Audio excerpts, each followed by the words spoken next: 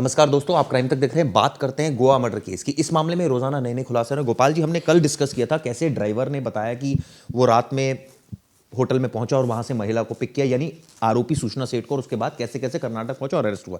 इस मामले में दो तीन चीजें बिल्कुल नई हैं। जो ड्राइवर का इंटरव्यू किया है, हमारे जो संवाददाता दिवेश है, उसने जो इंटरव्यू किया है उसमें एक बात ड्राइवर ने, इनफैक्ट दो तीन बातें अच्छी बोली है, अलग बोली है, वो मैं आपको बताना चाहूंगा। पहली बात गोपाल जी, उसने बताया कि जब लेडी ने मार दिया था होटल के अंदर ही, और ऐसा कहा जा रहा है कि उसने गला घोट के मारा। जब उसने बैग पैक किया, आप सोचिए, बच्चे को मारने के बाद उस लेडी ने बच्चे को एक बैग में पैक किया, उसके पास इतना बड़ा सूटकेस था, उसके बाद उसके ऊपर खिलौने रखे, उसके ऊपर कपड़े रखे और बैग को पैक कर दिया।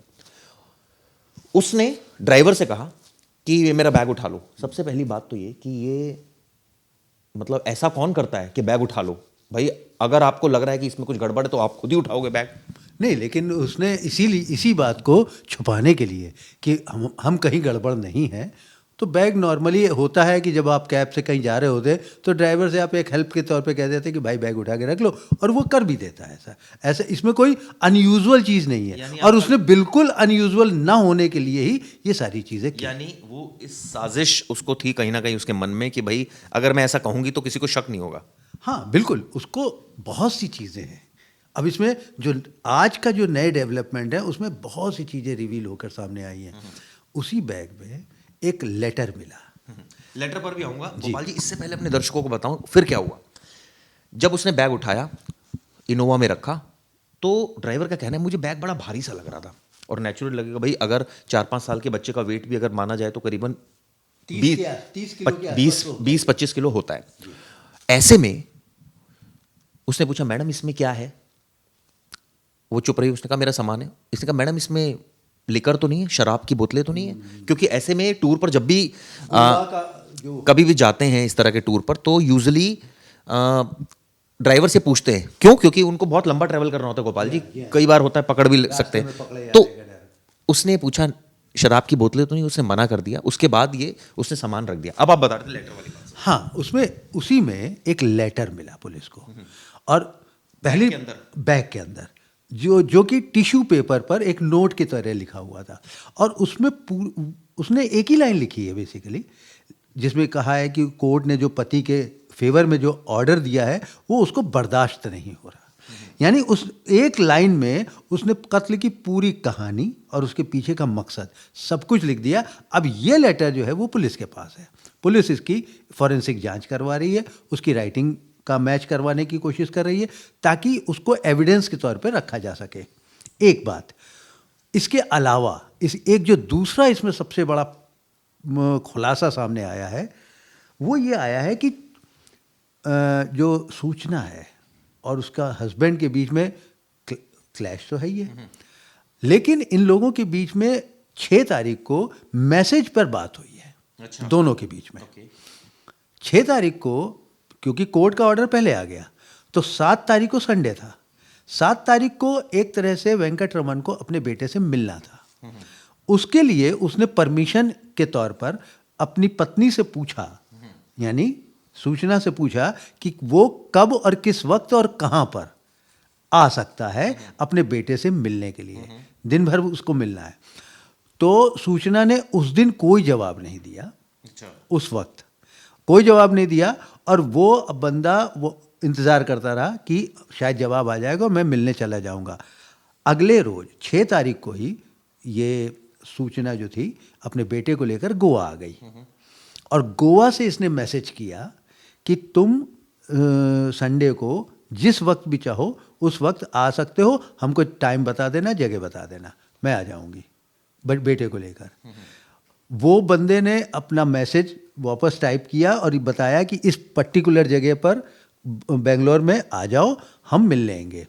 फिर उसके सूचना ने कोई रिस्पांस नहीं दिया। अच्छा, तब भी नहीं दिया। उसके बाद नहीं दिया। और जब कोई रिस्पांस नहीं मिला सेकंड मैसेज का, तब वो अगले दिन जकार्ता चला गया, इंडोनेशिया।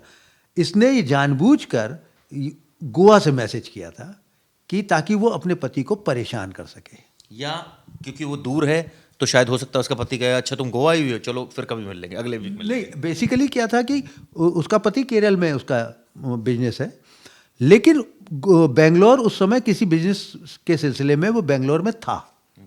6 और 7 तारीख को, 7 तारीख को उसको बेंगलोर से ही जकार्ता जाना था, इसलिए वो बेंगलोर में होने की वजह से ही उसने सूचना से पूछा था कि क्या मैं मिल सकता हूँ, एक दिन मिलने का टाइम है तो क्या मैं मिल सकता हूँ। तो सूचना ने उसको इस तरह से डॉच किया। ये एक बहुत बड़ा खुलासा। इसमें पुलिस जो है वो अब सूचना को और इंटरोगेट करना चाहती है ताकि वो ये पता लगा सके कि क्या ये प्री प्लान्ड मर्डर है। आपने एक बड़ी बात बोली प्री प्लान वाली गोपाल सर, लेकिन एक चीज़ बताइए, सब तो प्री प्लान था, खुदकुशी की कोशिश क्यों की? पहली बात, अगर लेडी प्रोफेशनल है, उसको मारना ही था तो खुदकुशी क्यों करेगी? पहली बात। दूसरी बात, उसने टिश्यू पेपर पर अपना नोट क्यों लिख दिया? कहने का मतलब यह है जब उसने मार ही दिया, अब वो तो ठिकाने लगाने जा रही है, नोट क्यों लिख रही है? तो कोई पकड़ी जा सकती है, खुलासा हो सकता है। बिल्कुल, इसीलिए उसने वो नोट जो है वो नोट लिखा है, आईलाइनर से लिखा है, पहली चीज। दूसरा, उस नोट को उसने फाड़ने की भी कोशिश की, लेकिन फाड़ नहीं पाई। क्यों? अब वो देखिए, वो उसकी मनस्थिति यहाँ पे रिवील होती है कि कहीं ना कहीं उसके अंदर एक रिग्रेट है, कहीं ना कहीं वो इस बात को गलत मान रही है कि उसने जो भी किया गलत किया, मगर वो अपनी बात पर अडिग भी है। मतलब मिक्स पर्सनालिटी, बहुत मिक्स है, और इसको एक तरह से ये थरोली स्टडी करने वाला मटेरियल बन गया है कि क्या एक आदमी किस तरह से डुअल पर्सनालिटी में सरवाइव कर रहा है।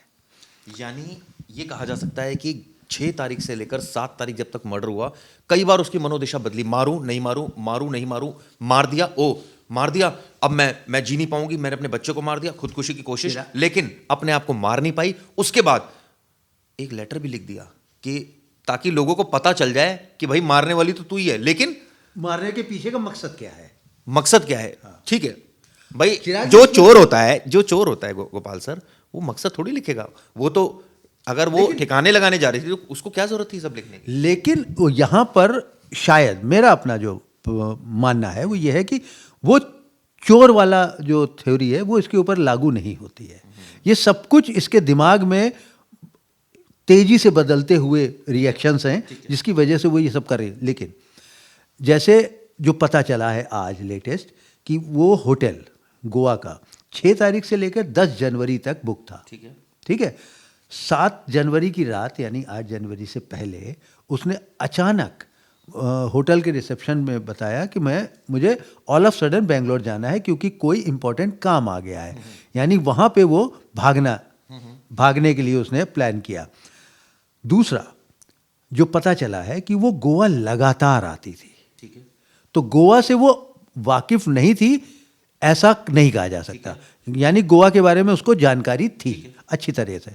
तीसरी जो इम्पोर्टेंट बात आई है यहाँ पे, जो इसकी साइकोलॉजी को पुलिस रीड करना चाहती है, वो तीसरी बात में छुपा हुआ है। वो ये है कि 2 साल पहले इसकी माँ का देहांत हुआ था कलकत्ता में, और इसके पिताजी वहाँ पे अकेले रहते हैं। उसने 1 साल तक अपने पिता से बात नहीं की थी। अच्छा। अब ये क्यों नहीं बात की थी? मतलब माँ की मौत के बाद नहीं? माँ की मौत के बाद उसने 1 साल तक पिता से बात नहीं की, जबकि ऐसी सूरत में कि पिता का माता जी के साथ छूटा तो ऑब्वियसली बेटी बात करती है, लेकिन उसने बात क्यों नहीं की? अब यहाँ पर उसकी पर्सनालिटी क्लैश कर रही है उसकी इंटेलिजेंस से, कि वो अगर इंटेलिजेंट है तो आखिर उसके अंदर क्या ह्यूमन इमोशंस की कमी है, या उसके अंदर कोई ऐसा डिसऑर्डर है जिसकी वजह से वो ये सारी चीज़ें करके निकल रही है। तो ये अब पुलिस के लिए स्टडी का मटेरियल हो गया है। इसमें गोपाल सर एक चीज़ और भी है, 6 तारीख को आती है, 7 की देर रात मर्डर कर देती है। कहते हैं ना एक ट्रिगर पॉइंट चाहिए होता है मर्डर के लिए, कि अचानक आपको मारने से पहले कुछ ऐसा हुआ कि आपको गुस्सा आ गया।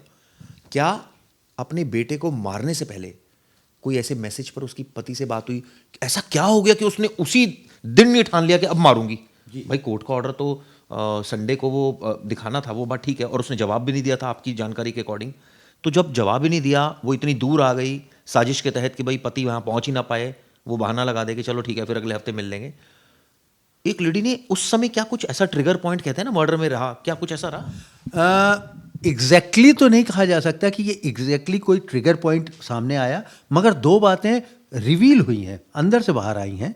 वो ये है कि एक तो जो बेटा है जिसका मर्डर किया है, उस बेटे की शक्ल काफ़ी हद तक पिता से मिलती थी। ये बात खुसफुसाहट के तौर पर बाहर आई है, जिसको लेकर वो बहुत चिढ़ती थी। एक बात। दूसरी बात कि उसी दिन उसकी वीडियो कॉल पे जो बात हुई है, वो 6 तारीख को हुई है शायद, वो 7 तारीख को हुई है।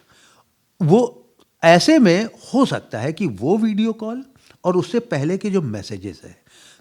दूसरी चीज़, आप ये देखिए ना कि जो लेटर में उसने लिखा है, तो उसने एक तरह से कोड को अपने निशाने पे लिया है। उसने कोड पर ऑब्जेक्शन क्रिएट किया कि उसने क्यों उनको अलाउ किया अपने बेटे से मिलने के लिए। इसका मतलब वो कोड के उस फैसले से सेटिस्फाई नहीं थी, है। तो हो सकता है कि ये सारे इंग्रेडिएंट्स मिलके ये रेसिपी तैयार हुई है। वो तो ठीक है, लेकिन सर होता है ना ट्रिगर पॉइंट मेरे ख्याल से ज़रूरी नहीं कि मैं सही हूँ, कि हो सकता है, हाँ, हो सकता है कि ट्रिगर पॉइंट शायद वही वीडियो कॉल हो। ट्रिगर पॉइंट हो सकता है कि अचानक उसका मैसेज पर ध्यान गया हो, और वो ये हो कि चलो हम एक हफ्ते के लिए बच गए, अगले हफ्ते फिर आएगा, उसके अगले हफ्ते फिर आएगा, और मैं उससे मिलना नहीं देना चाहती हूँ। तो ये सारी चीज़ें लेकर उसके दिमाग में एक अजीब से ट्रॉमा बन गया होगा, और उस ट्रॉमा से वो निकलने की कोशिश कर रही थी, इसीलिए वो छटपटा रही थी। और शायद यही छटपटाहट ने उससे ये काम करवा दिया। और उसके बाद ये छटपटाहट में भाई है तो कोई क्रिमिनल बैकग्राउंड से तो नहीं है। Exactly, वही बात। रिमोर्स भी हुआ उसको, ये लगा कि मैंने क्या कर दिया। तभी उसने नस काटने की कोशिश की, लेकिन वो फिर होता है ना, फिर बदल गई।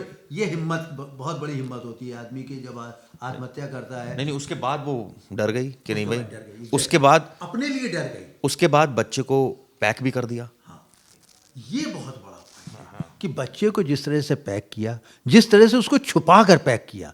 और उसमें ड्राइवर ने जो इंटरव्यू में बोला है, वो बताया है उसमें, आप उसको गौर से सुनिए, कि पुलिस वालों ने जब उससे बैग खुलवाया तो उसने एक हद तक ही बैग खोला था। तब भी मतलब वो छिपा रही थी, छुपाने की कोशिश, यानी वो बॉडी छुपाना चाहती थी। और अगर वो किसी तरीके से बेंगलोर में अपने ठिकाने तक पहुंच जाती, तो यकीनी तौर पर हो सकता है बॉडी को वो बहुत कायदे से डिस्पोज ऑफ भी कर सकती थी।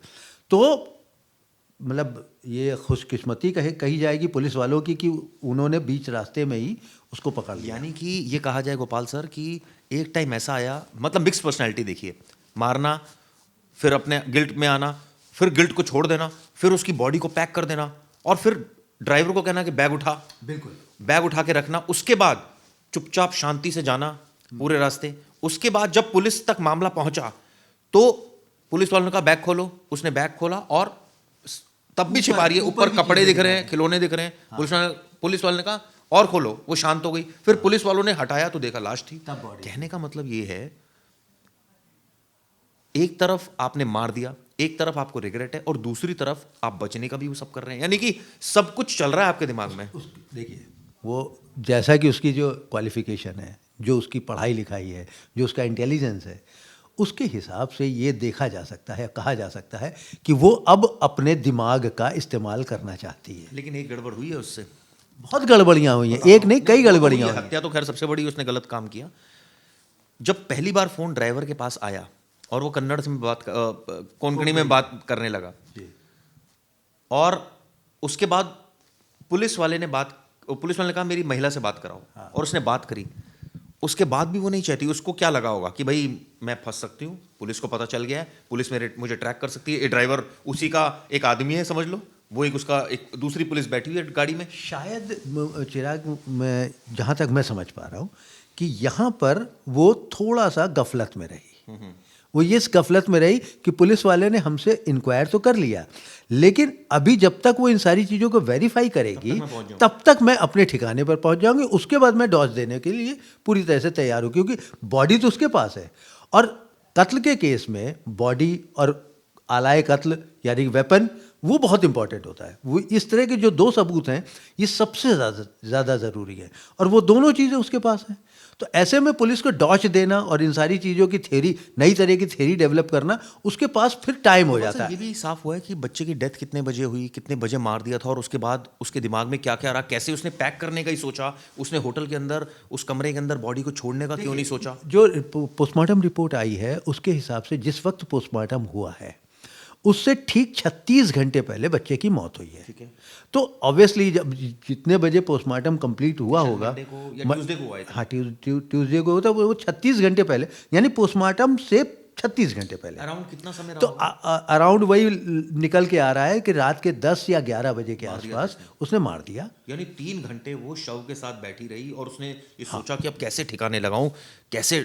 उसको बहुत सारा डर भी लग रहा होगा कि मैं होटल में भी नहीं छोड़ सकते शव को, शायद लेकर भी जाना है, और लेकर भी जाना है तो छुपा कर लेकर जाना है। और आप सोचिए, ऐसे में बंदा कॉन्शियस रहता है ना, ये मेरी चीज़ है, मैंने इसमें कुछ छिपा रखा है, मैं खुद ही उठा लेता हूँ जी, मैं क्यों किसी को दूँ, मैं उठा लेता हूँ। और वो देखिए, ये दिखाने के लिए कि इसमें भाई मेरे ऊपर कोई शक ना जाए, उठा लो, कोई बात नहीं, बैग है। तो वो इसीलिए कि आप किसी भी तरीके से जाहिर नहीं होने देना चाहते हैं कि हमने कोई गलत काम किया है, इसलिए सारी चीज़ें बड़ी यूजुअल तरीके से होती जाए। हाँ, बैग उठाना या ड्राइवर का बैग को उठा के देना। एक हाइपोथेटिकल सिचुएशन है, ये मार देती और पुलिस को खुद ही फ़ोन कर देती कि जी मैंने मार दिया, तो शायद इतनी हम चर्चा नहीं कर रहे होते इसकी। निश्चित रूप से भाई ठीक है, प्रोफेशनल, तब चर्चा तो होती, लेकिन ये लगता कि भाई प्रोफेशनल तो नहीं थी, ठीक है, मारा उसको, गिल्ट हुई, वो अरेस्ट होने चली गई। ठीक है, वजह तो अभी भी बड़ी विचित्र वजह है कि भाई अपने बच्चे को कोई कैसे मार सकता है। बेसिकली यही बात सबको अखर रही है, यहाँ से लेकर पुलिस वालों तक सबको यही बात अखर रही है कि जो जिस वजह से उसने बच्चे का कत्ल किया, अब कर दिया वो वजह किसी के गले नहीं उतर रही है। क्योंकि आप किसी से नफरत कर सकते हैं, एक हद तक नफरत कर सकते हैं, लेकिन उस नफरत की वजह से आप किसी दूसरे की जान ले लें, ये कहीं से वाजिब नहीं लगता, और ये बात गले से उतरती नहीं गोपाल है। सर, ये भी साफ हुआ है कि ये जो गोवा आई थी, ये प्लानिंग के तहत आई थी और बच्चे को मारने के मकसद से आई थी, ये ऑल ऑफ सडन बना है? देखिए, ये सारी चीज़ें जो अब रिवील हो रही हैं, जो फैक्ट्स सामने आ रहे हैं, उसमें ये लग रहा है कि गोवा आने का इसका पहले से प्लान था। 6 तारीख से इसने मर्डर का भी पहले से प्लान था। अब ये मर्डर का प्लान पहले से था या नहीं था, इसके बारे में ज़रूर पुलिस इन्वेस्टिगेट कर रही है, क्योंकि अभी तक बहुत सी चीज़ें साफ होनी बाकी है। इसीलिए पुलिस वहाँ पे जाके अब रिक्रिएशन वगैरह कर रही है, सारी सिचुएशंस को ऑब्जर्व करने की कोशिश कर रही है कि वहाँ पे क्या उस समय की कंडीशन रही होगी। और इसके दूसरा, इसका साइको एनालिसिस भी साथ साथ चल रहा है, ताकि वो उसके माइंड को रीड कर सके कि एग्जैक्टली उसके दिमाग में कैसी चेंजेस हो रहे थे। मारने के बाद ठीक है, उसको गिल्ट हुआ, उसने खुदकुशी की कोशिश की, लेकिन वो डर गई और उसके बाद उसको लगा अब चलो जो भी हो गया, अब बचना तो है ही, अब मैंने मार तो दिया ही है, अब किसी तरह बॉडी को ठिकाने लगा और बच जाएंगे हम। और मतलब आगे नेचुरली उसका पति आने वाले वक्त में पूछता, भाई बेटे से मेरी बात करो, तो क्या जवाब देती उस समय? बहुत से सवाल हैं। इस सवाल को लेकर हम अभी तमाम तरह के अंदाजे ही लगा सकते हैं, लेकिन अभी पुलिस जो साइको एनालिसिस कर रही है और जो पुलिस उससे पूछताछ कर रही है, उसमें भी बहुत कुछ निकलना बाकी है। बहुत कुछ निकलना बाकी है। ये एनालिसिस आपको कैसा लगा, जरूर बताएगा। धन्यवाद।